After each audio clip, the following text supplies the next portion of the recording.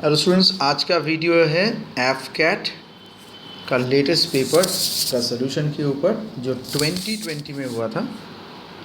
ये है एफकैट 2 का पेपर। पिछले कुछ वीडियोस में हमने 52 तक कर चुके थे। आज 53 से स्टार्ट होगा क्वांटिटेटिव एप्टीट्यूड सेगमेंट। बोला है कि एक लाइब्रेरी है, 5% किताबें इंग्लिश के हैं, 10% किताबें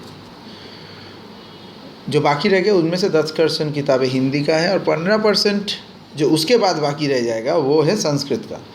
अब अगर उसके बाद 11,628 किताबें बाकी रहेंगी और वो है फ्रेंच किताबें, तो हमें निकालना है कि लाइब्रेरी में किताबें कितनी थी। तो चलिए मान लेते हैं कि टोटल किताबें हैं x, ठीक है।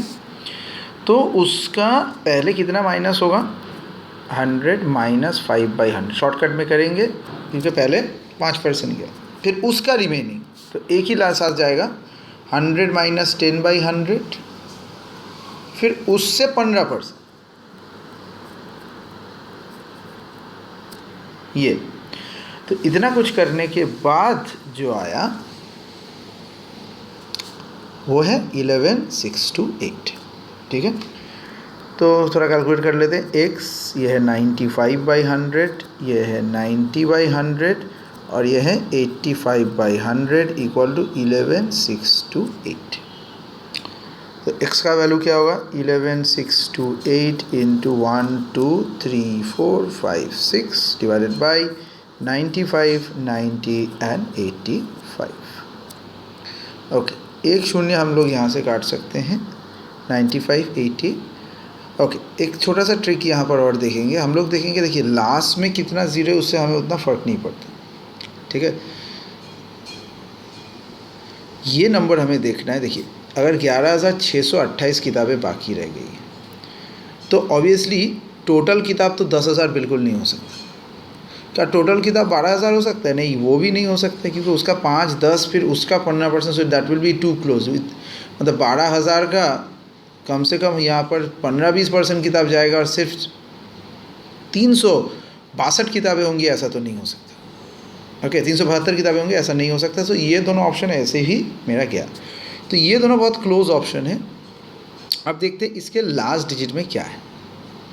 अगर नीचे कैलकुलेट करेंगे तो नीचे हमारा 5 5 ज़ा क्या आएगा, 25, 25 इंटू 9, तो नीचे में लास्ट डिजिट 8 है, ठीक है।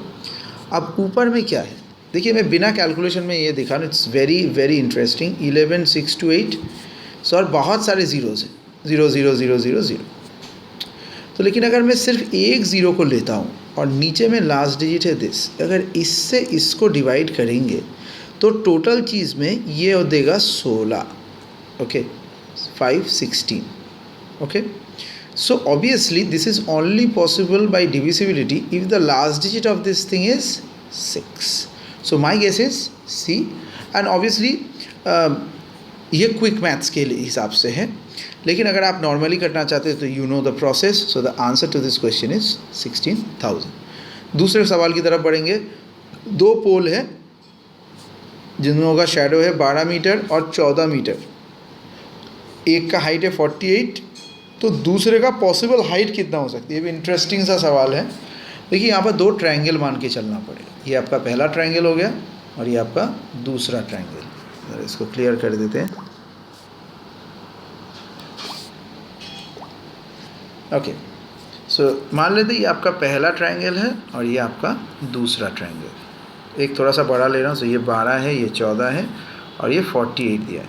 इसको मान लेते ABC और ये हो गया PQR। तो ABC का क्या है, ये दोनों कॉन्ग्रुएंट हो गए। तो हम लोग क्या बोल सकते, ये by PQ equal to BC by RQ। So AB का वैल्यू तो दिया हुआ है हमारा 48, PQ का वैल्यू दिया हुआ है नहीं है। क्या BC का वैल्यू दिया हुआ है? बिल्कुल दिया हुआ है 12 और RQ का वैल्यू है 14। सॉल्व करना है, बस काम ख़त्म। सो PQ क्या होगा, 48 इंटू 14, 48 इंटू 14 बाई 12, सो 56। ये 4 जाएगा, 4 14 56। सो द आंसर नंबर ए यहाँ पर सही हो गया। दूसरा सवाल, 30% of 6500 divided by 26 divided by 25, तो इसका कैलकुलेशन कैसे होगा? 30%, 30 इंटू 6500 बाई 100 डिवाइडेड बाई है, ओके। तो काम करेंगे, इसको 2 बार डिवीजन, तो अभी ऐसे ही रहने देते, देखते इसमें से क्या वैल्यू आता है। हम लोग नीचे भी रख सकते हैं, ओके, या फिर ऐसे 1/26 1/25 की तरह भी इसे रखा जा सकता है। दोनों ही रास्ते आपके पास खुले। ये दोनों पहले ही चला गया, तो 30 into 65 by 26/25, okay. 5 13 5 5 5 6 13 2 2 3. So the answer to this question is 3, that is option number D. Next is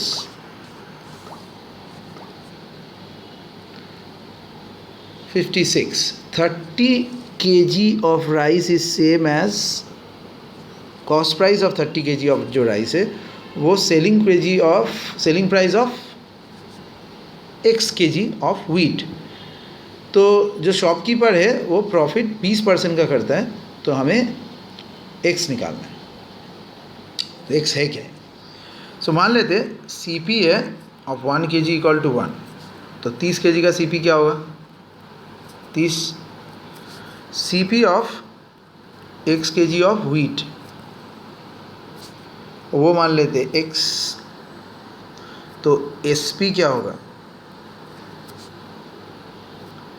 SP of x kg of wheat is equal to CP of 30 kg of this, so this is 30।